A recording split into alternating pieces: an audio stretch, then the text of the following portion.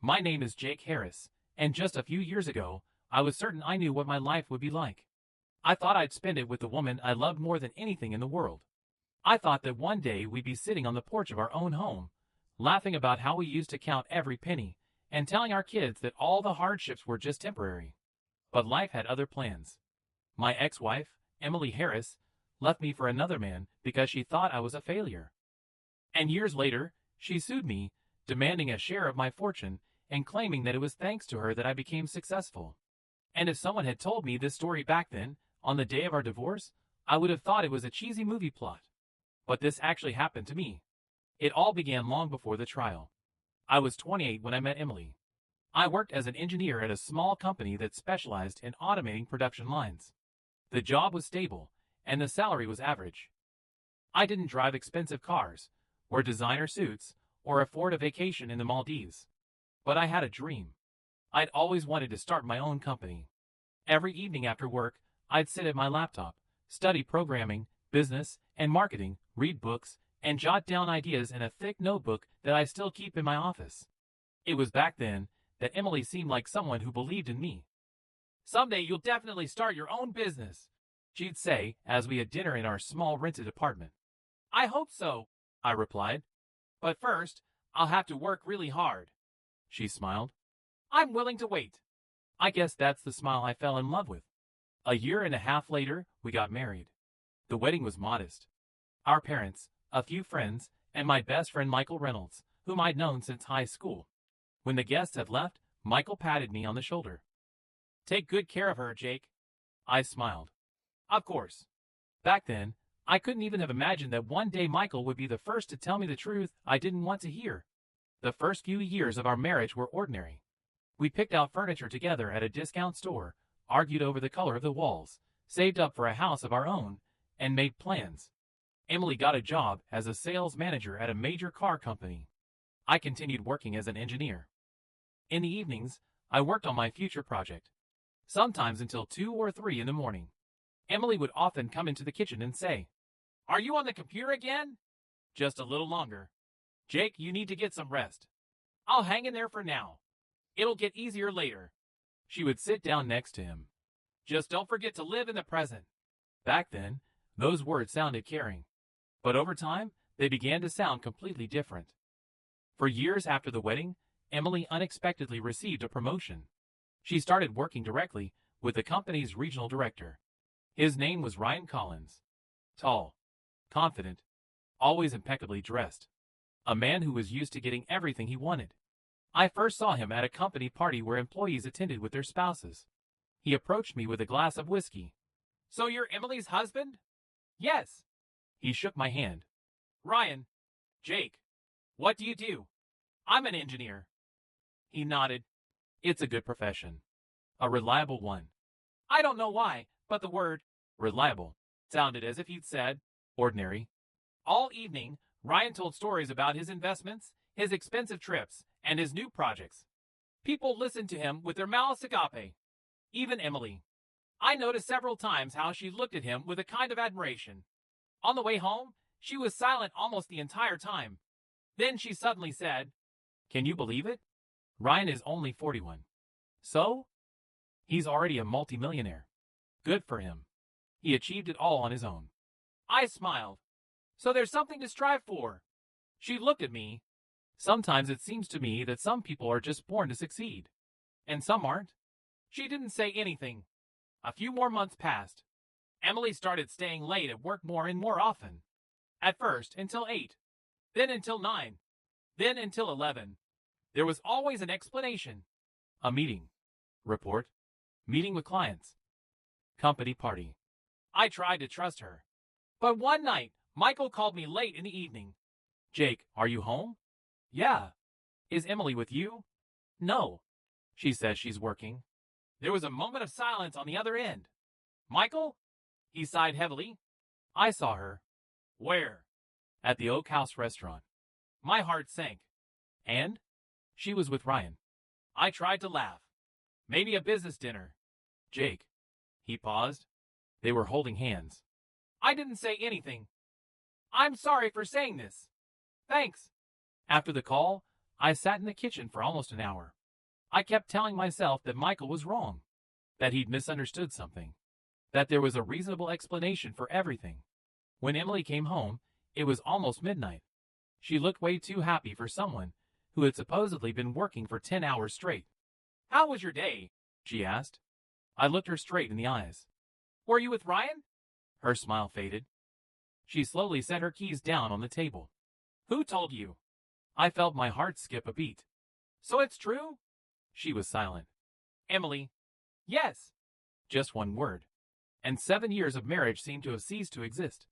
I looked at the woman I loved and didn't recognize her. "How long has it been?" "A few months." "Why?" She rubbed her temples wearily. "Because I can't do this anymore." "How?" "Waiting all the time." "Wait for what?" "For you to finally become the person you promised you'd be." I thought I'd misheard him. "What?" "Jake, you're always talking about the future." "Someday I'll start a company. Someday we'll buy a house. Someday we'll have a better life." She shook her head. "But Ryan is already living that life." I slowly sat down in a chair. "Are you leaving me for him because of the money?" "Not just for that." "Then why?" She looked at me calmly. So calmly, as if she were discussing the weather. "Because I feel safe when I'm with him.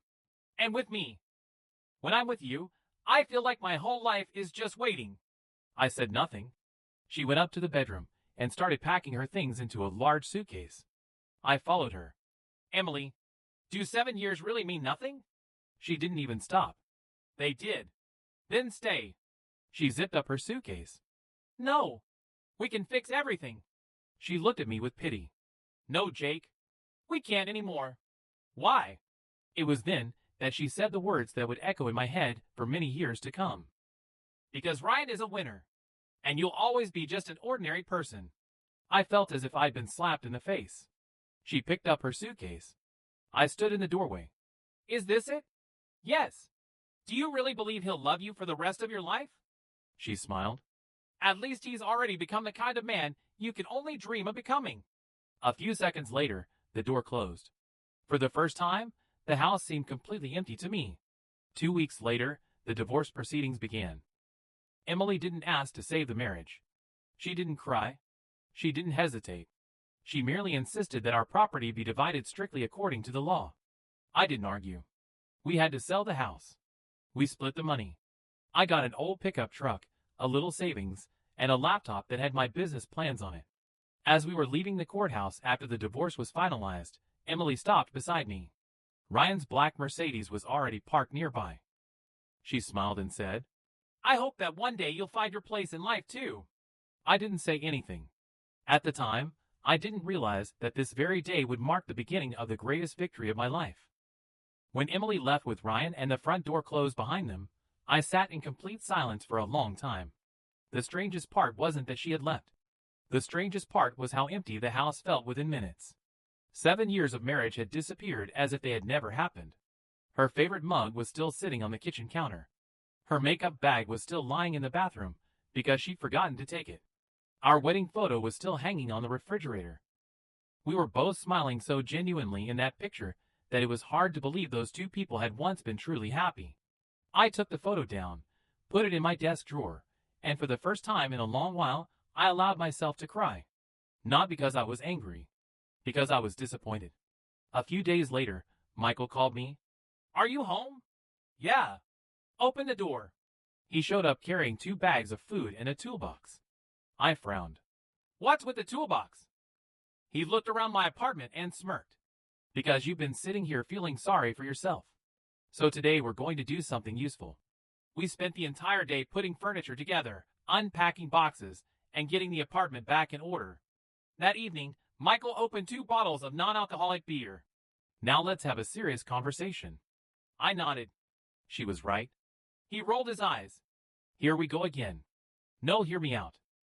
She left because I never became successful. "No," he replied. She left because she chose a guy with money. "What's the difference?" Michael looked me straight in the eyes. "A huge one." He paused for a moment. "Jake, you've always dreamed of starting your own company." "I know. So what's stopping you?" I let out a quiet laugh. "Money." "Besides money?" I didn't answer. because I knew he was right. Other than fear, nothing was stopping me. The next day, I pulled out my old notebook filled with business ideas. Almost every page was covered with notes. There were diagrams, financial calculations, ideas for software, client strategies, and even an early sketch of what I wanted my company's logo to look like. I'd come up with all of that long before Ryan ever came into our lives. And that's when I realized something. I'd spent years putting my dream on hold. Not because I couldn't do it, because I was waiting for the perfect moment. The problem was, the perfect moment never comes. A week later, I handed in my resignation. My boss looked at me in surprise. Are you sure? Yes. Do you already have another job lined up? No. Then this is crazy. I smiled. Maybe. But if I don't take this risk now, I'll regret it for the rest of my life. A month later, I officially registered Harris Automation Solutions. My first office was an old space on the outskirts of the city. 2 tiny rooms, cracked walls, used furniture, and a second-hand computer I'd bought from a former coworker. The first time I unlocked the door, the office was so empty my footsteps echoed. I placed my laptop on the only desk in the room and quietly said to myself, "Well, Jake, from this point on, it's all up to you." The first few weeks were brutal. Every morning I called businesses. I pitched my services, sent dozens of emails. Most of them never replied. Some told me outright, "We don't work with companies that don't have an established reputation." Others promised to call me back, then disappeared. Every rejection hit my confidence a little harder. Some evenings I'd sit alone in that tiny office and wonder if I'd just made the biggest mistake of my life. But every single time, one memory came rushing back. The day outside the courthouse. Ryan's black Mercedes. Emily smiling beside him. And her words. "I hope one day you'll find your place in life." I'd close my laptop, take a deep breath, and tell myself, "Tomorrow I'll try again." Because giving up now would only prove that she had been right. After nearly 3 months of constant rejection, I finally caught a break. Nick Sullivan, an old coworker, called me. "Jake, I know a guy who owns a furniture factory. He needs someone to automate his warehouse. I told him you're the right person." An hour later, I was sitting in George Miller's office. He studied my proposal for several minutes before looking up at me. "Why should I trust a company that's only been around for a few months?" I answered honestly, "Because I can't afford to do a bad job." A smile slowly spread across his face. Then he reached across the desk and shook my hand. "Then prove it. That contract saved my business." The workload grew so quickly that I soon realized I couldn't handle everything on my own anymore. That's when Sarah Bennett became my first employee. During her interview, she said something I'll never forget.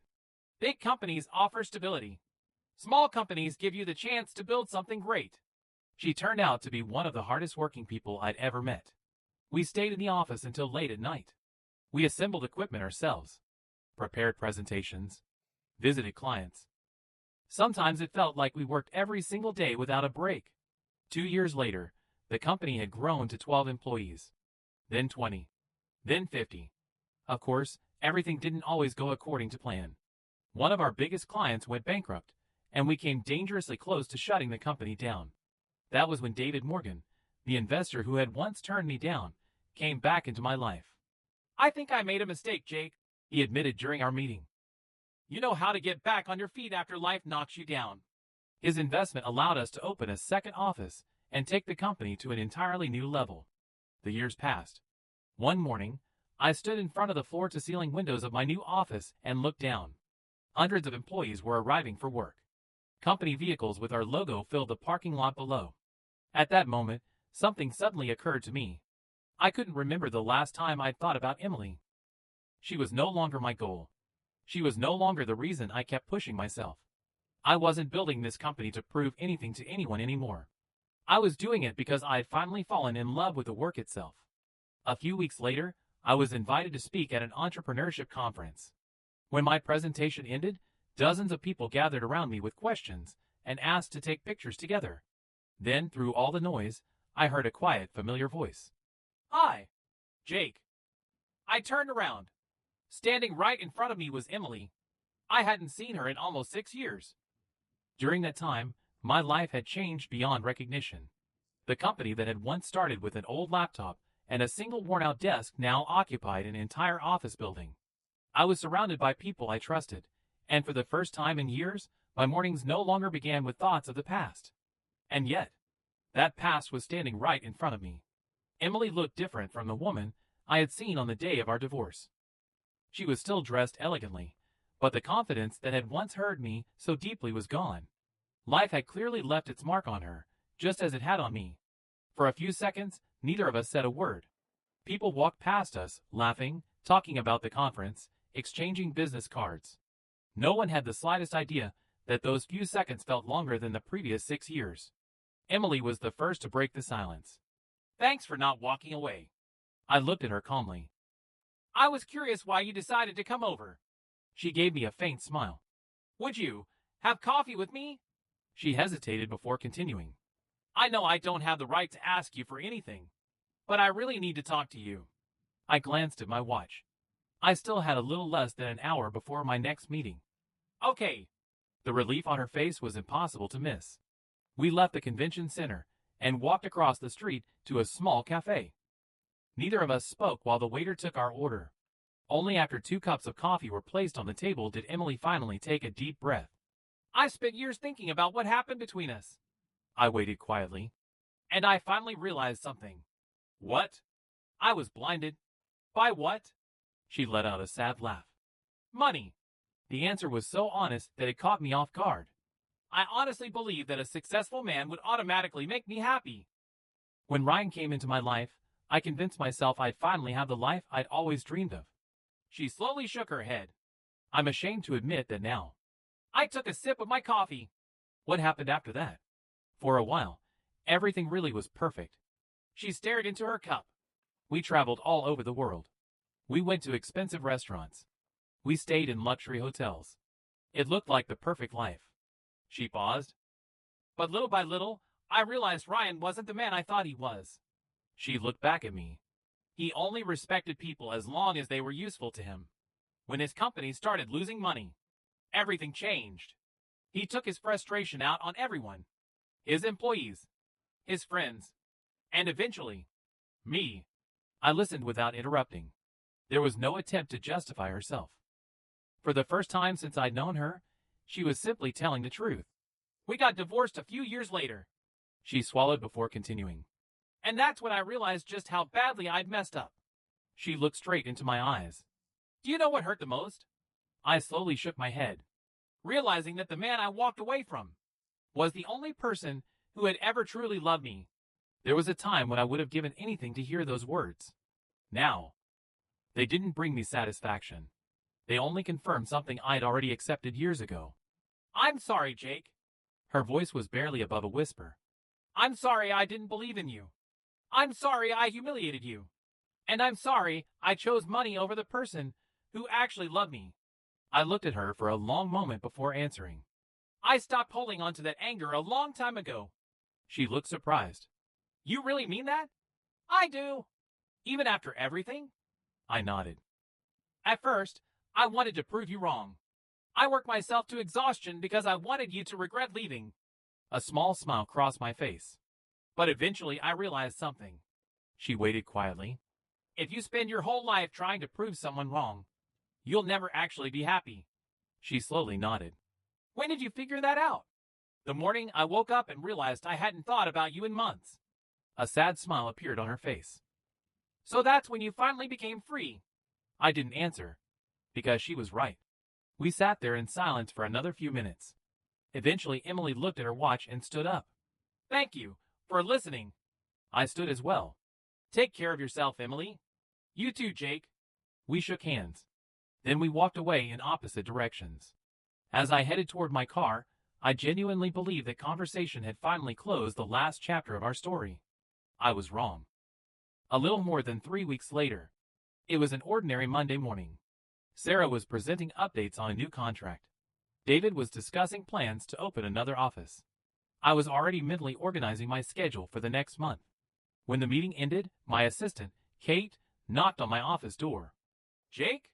Come in. You have a visitor. Who is it? She hesitated for a second. Emily Harris. I was surprised, but I stayed calm. Send her in. A few seconds later, the door opened. This wasn't the same Emily I'd had coffee with. The regret was gone. The vulnerability had disappeared. She carried herself with confidence again, and there was a leather folder tucked under her arm. "I hope I'm not interrupting," she said in a cool, professional tone. "Not at all." I motioned toward the chair across from my desk. She sat down and placed the folder in front of her. "I've been thinking ever since we met. And I've come to the conclusion that I deserve part of what you built." For several long seconds, I simply stared at her. I wasn't sure I'd heard her correctly. "I'm sorry. Could you say that again?" She folded her hands together. "If I hadn't left you, you never would have become the man you are today." I frowned. "You never would have started your company. You never would have become successful. My leaving was what pushed you to change your life." She leaned slightly forward. "So I believe I contributed to your success." I couldn't help letting out a quiet laugh. "You're serious?" "Completely." I slowly stood up and walked over to the window. Down below, employees were moving between buildings. Company trucks were unloading equipment. Construction crews were finishing another expansion. Everything outside that window represented years of sacrifice. Every sleepless night. Every risk. Every rejection. Without turning around, I finally spoke. "Emily, when this company couldn't even afford to pay the rent, where were you?" Silence. "When Sarah and I were putting together office furniture ourselves, where were you?" Still nothing. I turned to face her. "You walked away long before this company made its first dollar. You weren't there for the struggle. You weren't there for the failures. And you definitely weren't there for the victories. This company exists because of the people who stayed, not because of the person who left." Emily quietly closed the folder and stood up. "Then I guess we'll settle this in court." I nodded once. "That's your right." She walked toward the door. Just before leaving, she stopped. "You'll be hearing from my attorney." The door closed behind her. 4 days later, a courier delivered the lawsuit. I read through the paperwork once. Then I read it again. Emily was suing me for millions. According to the lawsuit, she believed she was entitled to part of my company because, in her words, our divorce had been the catalyst for my success. I set the documents down, leaned back in my chair, and let out a slow breath. Then I picked up my phone and called my attorney. An hour later, we were sitting in a conference room discussing our strategy. That was the day I met Laurachin. She listened carefully, without interrupting, while I explained everything from the beginning. When I finished, she closed her notebook and smiled. "Don't worry, Mr. Harris. In court, emotions don't matter. Facts do." For the first time since the lawsuit arrived, I felt completely at ease. A month and a half later, Laura and I walked into the county courthouse. I wasn't nervous. If anything, I was annoyed that someone I had once loved had turned our past into a legal battle. Emily was already there, sitting beside her attorney. She looked calm, confident, as if she genuinely believed the law was on her side. When Judge Thomas Grant entered the courtroom, everyone rose to their feet. The trial began. Emily's attorney spoke first. He confidently argued that my divorce had been the turning point in my life. According to him, Emily had supported my dreams for years, and by leaving me, she had unknowingly motivated me to pursue them. Without that divorce, he claimed, there would have been no Harris Automation Solutions. Therefore, she deserved financial compensation. I listened without reacting. It sounded convincing. But sounding convincing wasn't the same as proving it. When it was our turn, Laura stood up. "Your Honor," she began, "today we're not here to debate feelings. We're here to discuss facts." She placed several folders on the judge's bench. Harris Automation Solutions was legally established months after the divorce was finalized. Every investment, every asset, every piece of intellectual property, and every dollar of profit was created after the marriage had legally ended. Mrs. Harris was never an employee. She was never an investor. She was never an owner. Judge Grant carefully reviewed the documents. Laura then called our first witness, Michael. He walked to the stand, took the oath, and sat down. "Mr. Reynolds," Laura asked, "how would you describe Jake during the months following his divorce?" Michael didn't hesitate. He was broken. He'd barely left his apartment. If it hadn't been for his friends, I'm not sure he would have talked to anyone. He glanced at me before continuing. But one day he told me he was done feeling sorry for himself. That was the day he decided to build something of his own. Emily's attorney stood. So you're saying the divorce caused him to start the company? Michael smiled calmly. No. The divorce gave him a reason to rethink his life. The company existed because he made a decision. Those are two completely different things. A few quiet chuckles echoed through the courtroom. The attorney sat back down. Next, Laura called Sarah Bennett. She confidently took the witness stand. When I joined the company, she said, we had 2 desks, 1 old printer, and exactly 1 client. She smiled slightly. We assembled our own office furniture. We delivered paperwork ourselves. There were nights we stayed in the office until 2 in the morning. Laura asked one final question. Did Mrs. Harris ever contribute to building the company? Sarah answered immediately. No, not once. The next witness was David Morgan, the same investor who had rejected me years earlier. When I first met Mr. Harris, David testified, I declined to invest because I believed his business was too risky. He looked toward the judge. Several years later, he came back. This time, he had already built a successful company. Only then did I decide to invest. Laura nodded. No further questions. She then reached for another folder.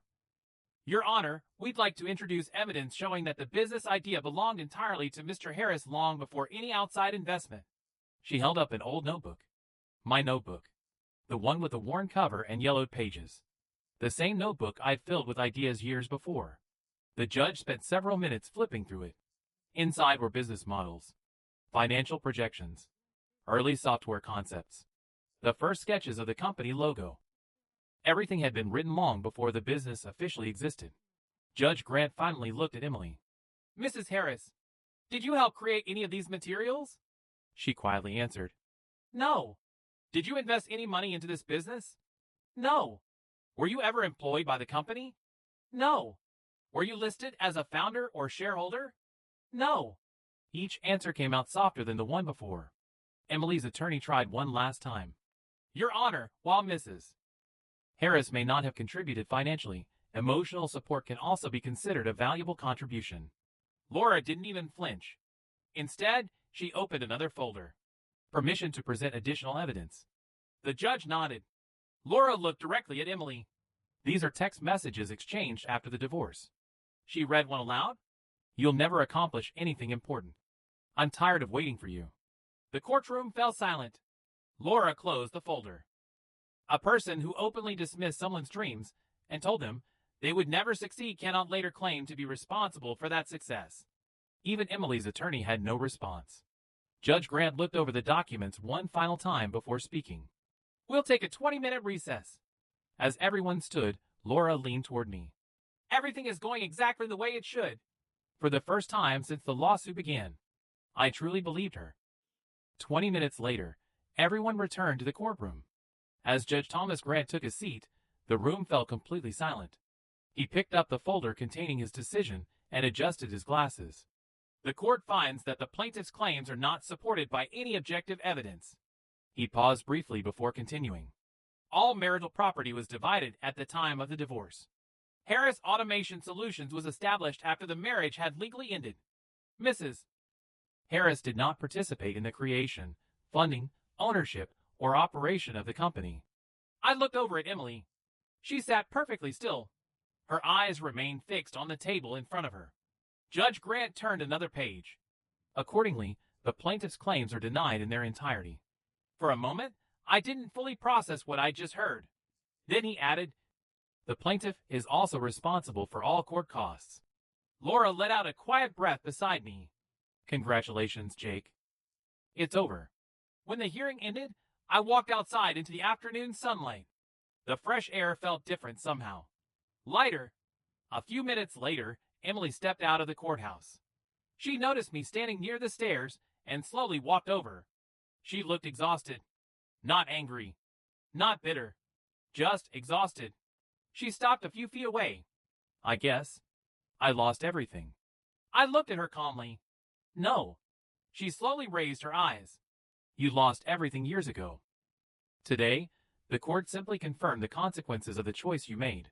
She lowered her head. After a long silence, she spoke again. You could have just paid me. It would have ended all of this. I shook my head. If I'd done that, I would have betrayed every single person who helped build this company. I glanced toward the city skyline. This success doesn't belong only to me. It belongs to Sarah, to David, to Michael, to every employee who believed in this company when there was nothing but an empty office, secondhand furniture, and one client. They earned this. So did I. She quietly wiped away a tear. I'm sorry. I smiled, not out of victory, but because I truly meant what I was about to say. I forgave you a long time ago, the day I stopped living in the past. She looked at me for a moment, as if she wanted to say something else. Instead, she simply nodded. Then she turned around and slowly walked down the courthouse steps without looking back. I watched her leave for only a few seconds. Then I got into my car and drove back to the office. When the elevator doors opened, I immediately realized something was different. The entire team was waiting inside the conference room. Someone had decorated the room while I was gone. A large cake sat in the middle of the table. Across the top was the company logo. Sarah was the first to raise a glass of sparkling water. To the man who proved that your past doesn't decide your future. Everyone else followed. The room erupted in applause. I looked around at the people standing beside me. Sarah, David, Michael, the employees who had taken a chance on a tiny startup years ago. People who had become much more than co-workers. They had become family. In that moment, I finally understood something that had taken me years to learn. Emily never destroyed my life. She only closed one door. Every other door I opened myself.